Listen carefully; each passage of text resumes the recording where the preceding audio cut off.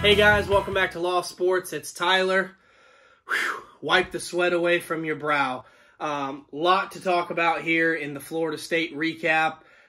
Just going to be quite frank, we deserve to lose that game. Florida State outplayed us, they outgained us, and quite frankly, they looked like the better team, especially in the money corner, which mattered most. So, Irish come away with a thrilling 41-38 win in overtime. I say thrilling if you're a neutral, heartbreaking if you're a Seminole fan, and how the hell did we win that if you're a Notre Dame fan?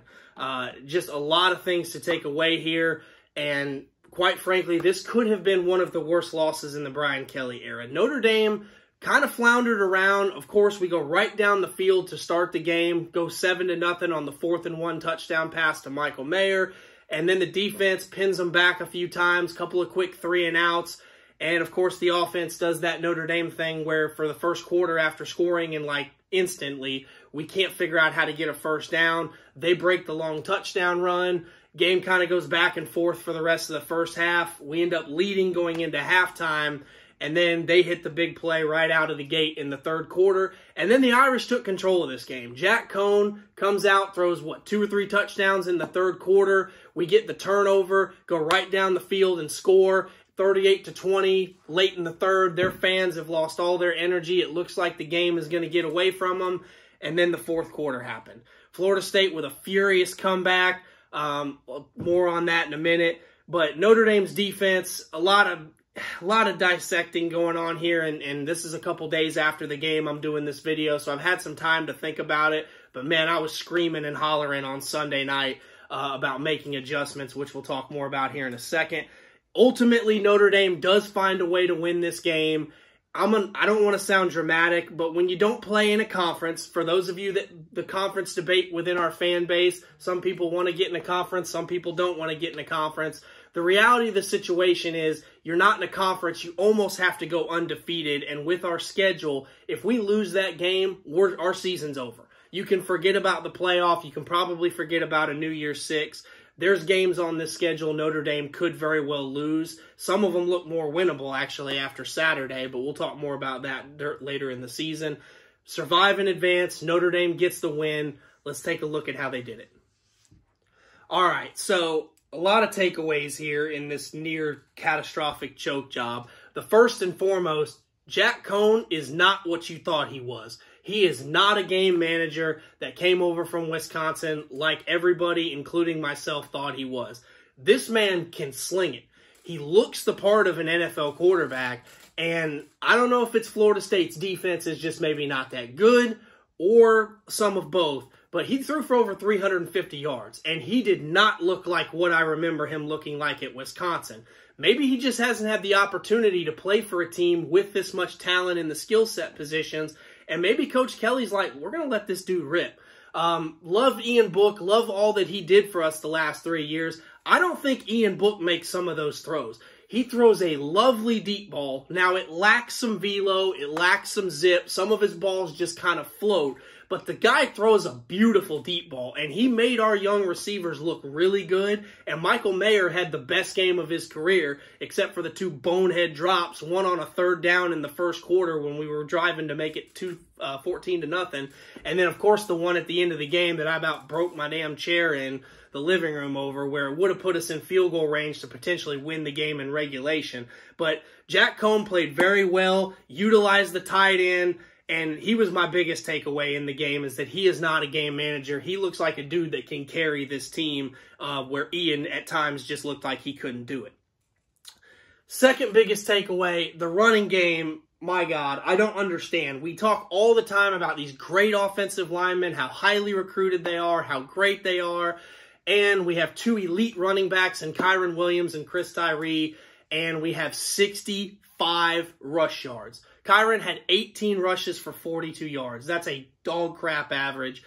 We just got to be better. This O-line has got to block. Now, Florida State in their defense has brought in some transfers. That Jeremiah Johnson from Georgia. They had some better players than they have in years past. But if we're going to be talked up like a top 10 offensive line, let's run the damn ball like a top 10 offensive line. I don't like the lateral rushing plays against the speed defense. They're undersized, run north and south. So I didn't care for the schemes and the play calling it sometimes by Tommy Rees. I didn't like some of those. But at the end of the day, if you're going to be an elite team, you got to be able to run north-south, and Notre Dame just lacks that. And once again, here we are, another year, another inability to run the ball and put a team away. Last thing, defensive coordinator. Marcus Freeman was very highly sought after, came over from Cincinnati. We took him away from LSU.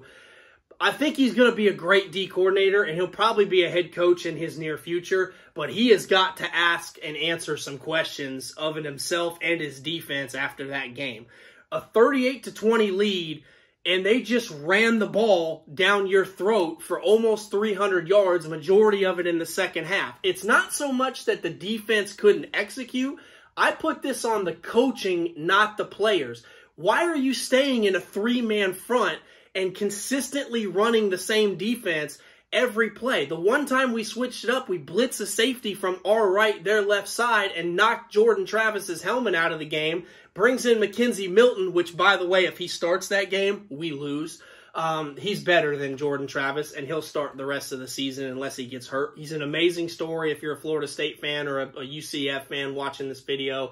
Nothing but respect for the kid. He's a baller, but you got to mix up your defense. It wasn't a prevent defense. It was almost like a 3-2-6 or a quarters look, which is really weird in itself to run at any time, let alone when the game is still close. I did not like the defense. I did not like the lack of adjustments from our defensive coordinator in the second half, primarily the fourth quarter. So the defense didn't play all that terrible. Kyle Hamilton is as advertised. He's going to be a top 5 pick in next spring's draft. He did have 2 interceptions, and the defense did force 3 turnovers. So it's hard to sit here and say the defense sucks, the defense sucks, the defense sucks. I just didn't like the way we closed that game. They did force turnovers. I don't know what Norvell, their coach, was doing when they went for it on 4th and 2 at their own 30. It was still a close game. That should have ended it. When we went up 38-20, that should have put the game away. It was a stupid call. They should have punted and played defense. Ultimately, really the majority, before the fourth quarter collapsed, the majority of Florida State's big momentum came on big plays, which is what that happened a couple years ago when we played them in Tallahassee. Really the last 2 times we played them in South Bend, I should say. They really only scored when they hit a big play or had a big run because we missed an assignment or just the guy got free, because they still have athletes. They still have world-class speed. It's Florida State. Even though they're not as good, they still have some players that can ball. So we got pressure on the quarterback. I liked that. I just wish our defensive lineman could have got to Travis and threw his butt on the ground and wrapped up a little more. I thought we were physical. There were some things I liked. And ultimately, at the end of the day, we found a way to win this game. If we lose, our season's over. There's no shot at a playoff, even if you run the table. Florida State may win 7, 8, 9 games this year, but there's just too many other things. There's probably going to be 2 SEC teams now, Georgia and Alabama, probably going to go 12-0, and the loser in the title game is still going to get in. Clemson may run the table and still get in, although there's a lot to be proven there. So Notre Dame has to go undefeated if we're even going to talk playoff. So you had to win this game, and at the end of the day, we did. So credit to Florida State.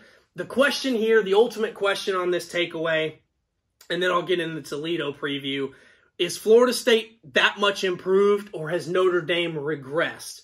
I think the truth falls somewhere in the middle. We lost a lot of talent on defense. We lost a lot of production on the offensive line. We're starting a new quarterback, which ironically that wasn't the problem. But I think the truth lies somewhere in the middle. Now, it is the first game. I saw North Carolina lose. I saw Oklahoma damn near lose to Tulane on Saturday. Saw a lot of teams I thought were going to be good look like crap, and I saw a lot of teams that I didn't think were going to be as good look really good. UCLA was my sleeper team. They looked even better than I thought they were going to look. So a lot of things happened this weekend. Let's not completely tear this team down. It is week 1. We played a major conference team on the road that has historically great players. They're trying to build some confidence. They have a great quarterback in Mackenzie Milton, and they got a lot of kids in the transfer to help them out. So maybe Florida State's going to win 8 or 9 games this year, and at the end of the season, we'll be looking back saying, wow, that was an impressive win to go in there on the road and get the dub. So let's not overreact too far to one side. So, going to talk now about the Toledo game. All right, so I'm not going to do keys to the game. This is Toledo. Now, they do return 21 out of 22 possible starters, it looks like, from last year, but they went 4-2 and they only played MAC teams.